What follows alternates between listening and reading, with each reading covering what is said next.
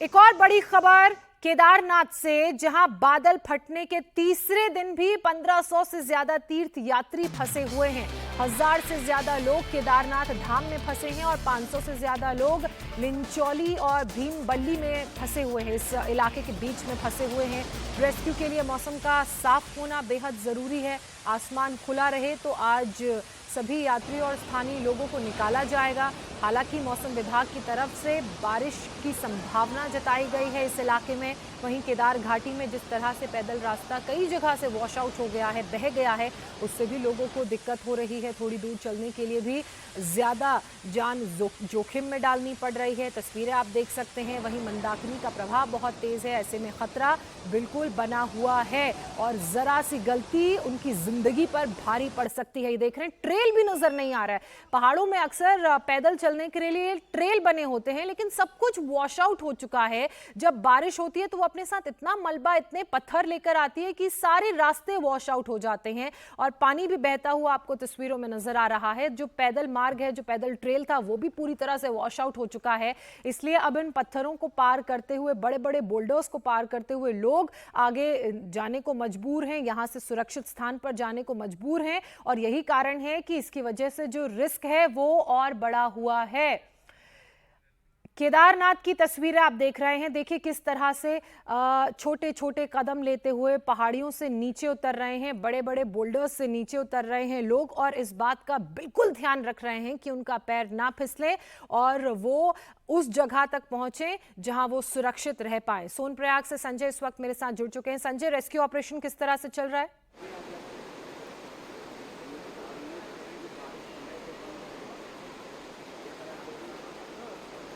संजय, अगर आपको आवाज आ रही है तो रेस्क्यू ऑपरेशन पर अपडेट दीजिए।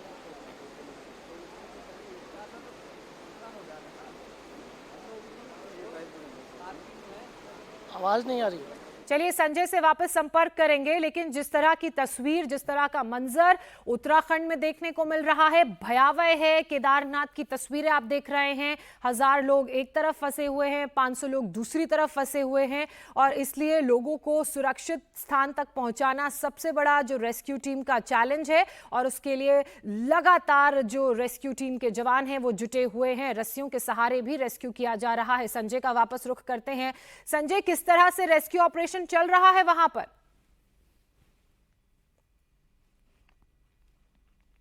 ज्योत्सना, मैं सोनप्रयाग में उस जगह पर हूं जहां पर लैंडस्लाइड हुआ था और तस्वीरों में मैं दिखा दूं कि रेस्क्यू ऑपरेशन जो कल जहां से दिखा रहे थे हम लोग कि ये नदी के किनारे और जो बड़े बड़े पत्थर है, उन पत्थरों के बीच से लोग निकल कर आ रहे थे। लेकिन चूंकि देर रात यहाँ पर काफ़ी बारिश हुई है, बारिश के बाद मंदाकिनी नदी का जलस्तर काफ़ी बढ़ जाने की वजह से ये जो रास्ता है वो काफ़ी रिस्की हो गया है, इसलिए इस रास्ते को अब बंद कर दिया गया है। जो लोग भी ऊपर फंसे हुए हैं गौरीकुंड से आकर यहाँ, जो जिन्हें सोनप्रयाग आना था, जो लोग फंसे हुए हैं उन सभी लोगों को मैं दिखा दूं कि ऊपर पहाड़ी के ऊपर से पहले इनको रेंग रेंग के सभी लोग ऊपर पहुंच रहे हैं। उसके बाद वहां पर ऊपर एनडीआरएफ की टीम वहां पर पहुंच गई है और वहां से फिर रस्सी डाली गई है। तस्वीरों में अगर हमारे सहयोगी अनिल मिश्रा दिखा पाए कि ऊपर जंगलों के बीच से होते हुए जो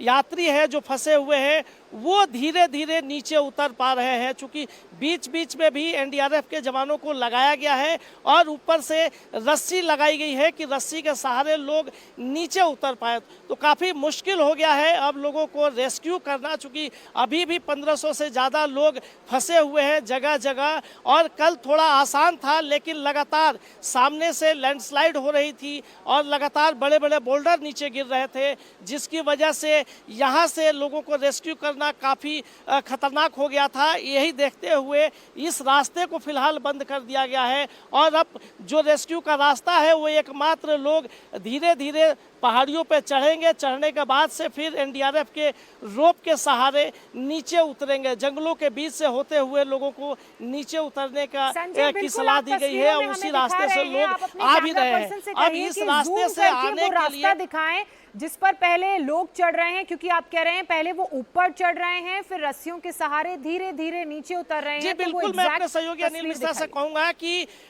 पूरे रास्ते को थोड़ा जूम करके दिखाएं कि हम अपने दर्शकों को दिखा सके कि कितना कठिन रास्ता है, जहां से लोग ऊपर पहले चढ़ने के बाद से इस रास्ते से नीचे उतर रहे हैं। अगर हम देख पा रहे हैं यहाँ से कि एनडीआरएफ के जवान वहाँ पर मौजूद है और वहीं से जंगलों के बीच से जो लोग फंसे हुए लोग हैं वो धीरे धीरे करके नीचे आ रहे हैं। यानी कि अब 3 से 4 घंटे का समय लोगों को नीचे उतरने में लग रहा है और ये भी रास्ता काफ़ी मुश्किल है और खतरे से भरा है, चूँकि बगल में ही लैंडस्लाइड हुआ है और कल दिन भर यहाँ से लगातार बड़े बड़े पत्थर गिरते रहे हैं, जिसके बाद ये रास्ता बदला गया है। हालांकि रास्ता बदलने के बाद भी यहाँ से रेस्क्यू करना बहुत आसान नहीं है लोगों को, चूँकि यहाँ का मौसम खराब है, बारिश देर रात तक बारिश हुई है, अभी भी रुक रुक के हल्की हल्की बारिश हो रही है, जिसकी वजह से बड़ी चुनौती यहाँ बनी हुई है लोगों को रेस्क्यू करने की। हालांकि एनडीआरएफ ने आज तीसरा दिन भी अपना रेस्क्यू यहाँ से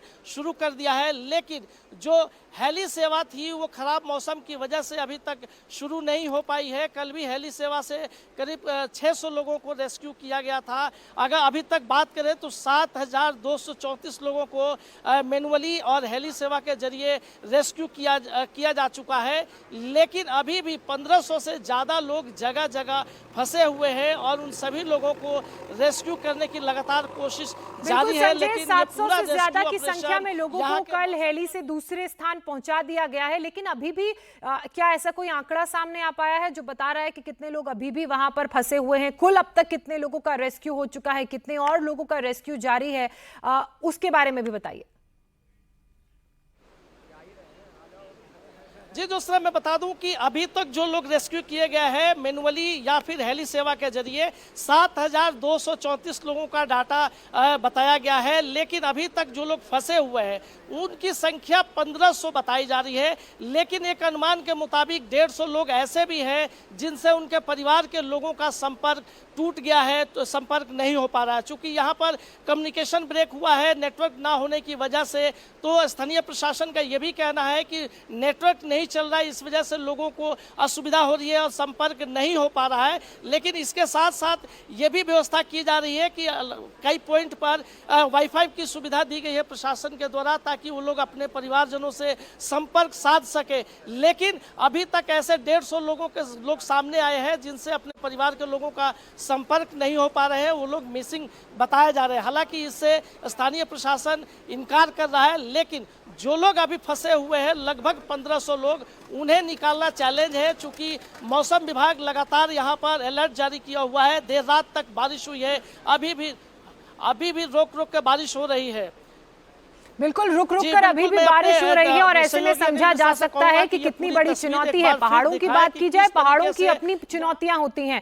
एक तो पहाड़ों में आपका जो स्पीड है वो बिल्कुल आधी हो जाती है, खासकर जब आप पहाड़ी चढ़ते हैं, और जब नीचे उतरते हैं तो आपको ग्रेविटी का ख्याल रखना होता है, रफ्तार का ख्याल रखना होता है। और ऊपर से देखिए तस्वीरों में आपको नजर आ रहा है दोनों तरफ लैंडस्लाइड हुई है, बहुत सारा मलबा बहकर नीचे आ गया है, तो कितना धसीला ये इलाका हो चुका है। और जैसा कि संजय बता भी रहे थे कि रात भर रुक रुक कर बारिश हुई है, तो यानी कि जो पूरा ट्रैक है वो गीला है और एक एक कदम व्यक्ति को बहुत ही सोच समझ के आगे बढ़ाना है, क्योंकि जब इस तरह से गीला ये पूरा ट्रैक हो जाता है तो फिसलने के चांसेस बढ़ जाते हैं। मलबा भी पूरा नीचे है, वो रास्ता भी कच्चा है, पानी भी बह रहा है, पानी का प्रवाह भी तेज है, और ऐसे में मौसम विभाग की तरफ से बारिश की चेतावनी जारी की गई है, यानी कि खतरा बिल्कुल बना हुआ है, बरकरार है। लेकिन राहत की बात यह कि अब तक 7,500 लोगों का रेस्क्यू हो चुका है, 1500 लोग और जिनका रेस्क्यू लगातार किया जा रहा है।